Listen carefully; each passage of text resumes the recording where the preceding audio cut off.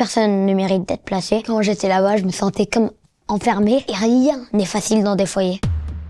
En tant que mère, ça a été la descente aux enfers. Notre histoire a débuté par des violences intrafamiliales, des violences conjugales. Donc j'ai élevé Charlie seul jusqu'aux 2 ans et demi de Charlie où monsieur commencera à vouloir récupérer la garde alors qu'il s'en était jamais occupé. Je me suis retrouvée accusée du fait que Charlie ne voulait pas le rencontrer. Donc je l'ai présenté à chaque date. Un nouveau juge novice arrive, récupère le dossier sans en connaître les tenants et les aboutissants. Il décide donc d'être menaçant en disant voilà, s'il ne rentre pas en visite, je le placerai. Il n'y aura pas d'enquête, sans aucune audience contradictoire, et il sera récupéré avec 8 voitures de police à l'école. Il sera enfermé dans un foyer dit d'urgence avec des enfants allant de 6 ans jusqu'à 17 ans. Et là, il vivra un enfer, une déscolarisation extrêmement prolongée. Plus aucun lien, ni familial, ni amical, ni social. Il attrapera un staphylocoque doré. Il aura des plaques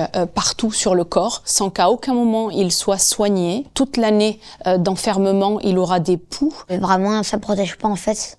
Tout ce que ça fait, c'est ça occupe les enfants. Des professionnels de santé, des professionnels de la justice ont tenté d'alerter ce juge qui restera complètement fermé. Je passais entre 5h et 8h assise dans un jardin face à ce foyer où j'observais mon fils à distance et je voyais bien évidemment qu'il se faisait taper. Moi, 1 an, c'est comme si c'était chez le démon. Des fois, il faut juste faire avec, penser à d'autres choses et ça va, entre guillemets, partir pour cette fois, mais oui, des fois ça me revient.